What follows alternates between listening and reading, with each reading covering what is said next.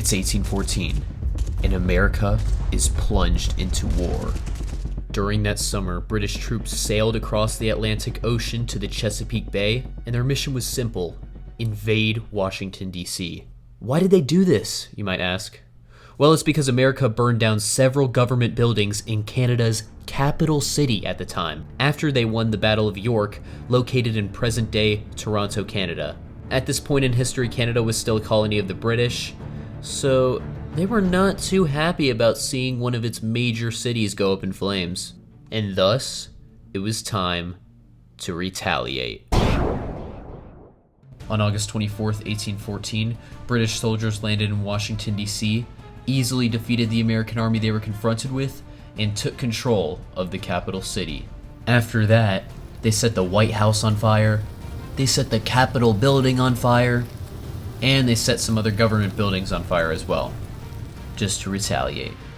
The next day, on August 25th, the British were planning on leaving for fear that Americans were assembling a much larger army to come back into the city. But before they left, ominous storm clouds began approaching from the distance, and the skies began to darken. It was evident that a major storm was about to unfold.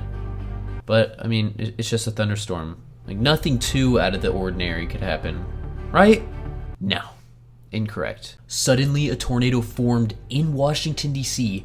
and headed straight for Capitol Hill, where the British were located. Trees were ripped from their roots and buildings were torn off of their foundations. Collapsing structures and flying debris was responsible for killing several British soldiers. The tornado also picked up and threw around many British cannons as well. A British soldier named George Robert Gleig, who witnessed the whole event, wrote about it in his memoirs. He said, "Roofs of houses were torn off by it and whisked into the air like sheets of paper, while the rain which accompanied it resembled the rushing of a mighty cataract rather than the dropping of a shower." He later went on to say that the Washington, D.C. tornado was the most appalling effect I had ever, or probably shall ever witness. The powerful tornado, along with its heavy rain, doused the flames of Washington, D.C., and thus the British withdrew their forces that night. Later on, President James Madison and other U.S. government officials returned to the city, and the reconstruction of Washington, D.C. began.